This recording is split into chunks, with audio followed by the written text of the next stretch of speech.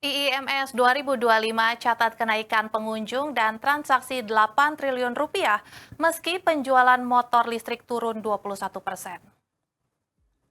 Pameran Otomotif Indonesia International Motor Show 2025 yang digelar pada 13 hingga 23 Februari di G-Expo Kemayoran, Jakarta, berhasil mencatatkan peningkatan signifikan. Selama 11 hari penyelenggaraan, IMS 2025 menarik lebih dari 570.000 pengunjung, naik 3% dari tahun sebelumnya. Dengan total nilai transaksi mencapai 8 triliun rupiah, meningkat 19% dari 6,7 triliun rupiah di IMS 2024. IMS 2025 sukses menarik minat pengunjung berkat berbagai program menarik seperti peluncuran kendaraan baru, konser musik, dan diskusi industri otomotif. Presiden Direktur Diandra Promosindo Daswar Marpaung menyebut pencapaian ini sebagai tanda positif bagi industri otomotif ke depan. Diandra Promosindo terbuka untuk kolaborasi lebih luas guna mendorong pertumbuhan sektor otomotif.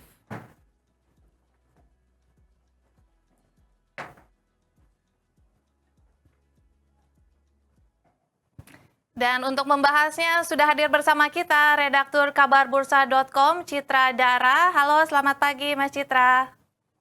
Selamat pagi, Rati. Iya, Mas Citra, kenapa sih nih redaksi kabarbursa.com pagi ini memilih topik terkait nilai transaksi IMS 2025 tembus 8 triliun rupiah? Oke, Rati. Sebenarnya yang menarik dari ini adalah karena setiap event pameran otomotif itu yang menarik adalah ketika transaksi naik namun industri otomotif juga tidak kunjung naik. Di sini yang menarik.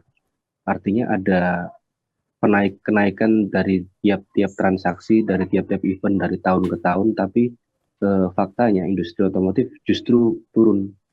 Itu yang menarik, Rati.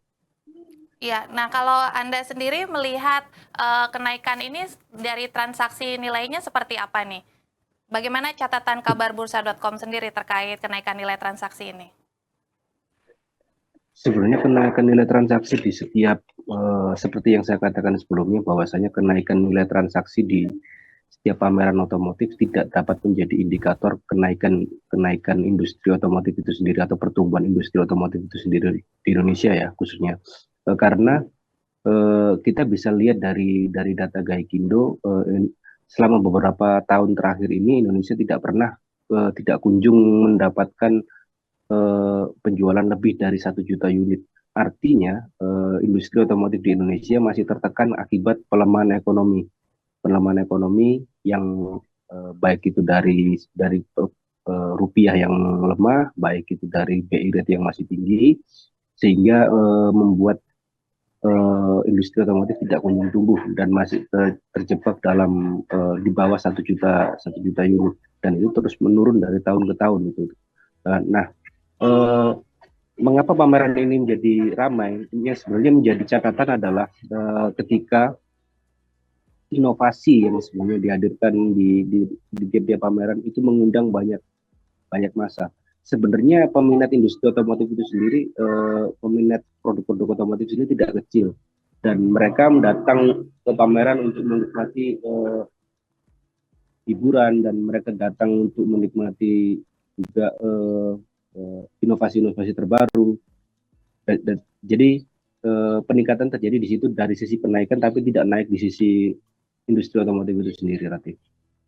Iya, jadi sebenarnya meskipun sebenarnya ini pamerannya tampaknya ramai begitu ya, tapi sayangnya ini tidak Ya, serta-merta justru bisa menopang atau mendorong untuk penjualan industri otomotif sendiri begitu. Ini tampaknya masih terus tidak ada pertumbuhan yang signifikan begitu karena tadinya catatan pelemahan ekonomi tadi begitu ya, yang masih terus terjadi hingga saat ini begitu Mas Citra. benar, Dari Rati. catatan kabar bursa seperti itu.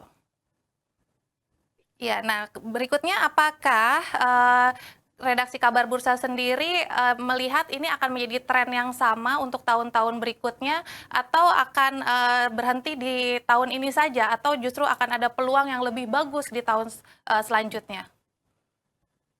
Eh, seperti yang sudah saya sampaikan sebelumnya bahwasanya pameran itu hanya untuk menginformasikan adanya produk-produk terbaru dan inovasi terbaru. Tapi kalau pertumbuhan industri otomotif di Indonesia itu masih kembali kepada eh, peningkatan kelas menengah, kemudian berapa BI rate yang akhirnya dapat mempengaruhi NPL sehingga pada akhirnya perusahaan atau leasing memperketat persyaratan pembiayaan kendaraan dan lain-lain. Jadi selama kelas menengah itu di Indonesia itu tidak kunjung naik dan bahkan masih terus tergerus, artinya industri otomotif di Indonesia tidak akan naik atau kembali seperti semula gitu. Terutama sejak sebelum pandemi, karena industri otomotif sejak setelah pandemi itu sampai saat ini masih belum pernah bangkit dan trennya terus menurun. Dan kalau misalkan ekonomi masih seperti ini dan bahkan eh, lebih buruk lagi, diprediksi tahun depan juga akan lebih buruk gitu. Tapi kalau untuk pengunjung pameran pasti akan tetap tinggi karena antusias masyarakat terhadap inovasi, terhadap produk-produk terbaru itu tinggi. Dan ditambah lagi juga di acara-acara itu kan ditambah ada hiburan musik semacam itu. Jadi eh, tidak kita ketahui sebenarnya itu penonton orang yang datang itu karena musik atau karena otomotif itu sendiri. Begitu, Rati. Iya, tampaknya secara catatan historis dari kabarbursa.com sendiri menunjukkan bahwa memang dari tahun-tahun sebelumnya juga sudah mengalami tren penurunan begitu ya, apalagi semenjak pandemi COVID-19. Nah, tentunya ini dibutuhkan regulasi dan kebijakan dari pemerintah begitu ya untuk bisa meningkatkan daya beli masyarakat kembali dan pastinya untuk meningkatkan level kelas menengah ini untuk kembali sehingga bisa menumbuhkan industri otomotif dalam negeri begitu. Jadi tidak hanya pamerannya saja yang ramai, tapi juga tentunya penjualan atau industri otomotifnya juga ikut meningkat begitu ya, Mas Citra.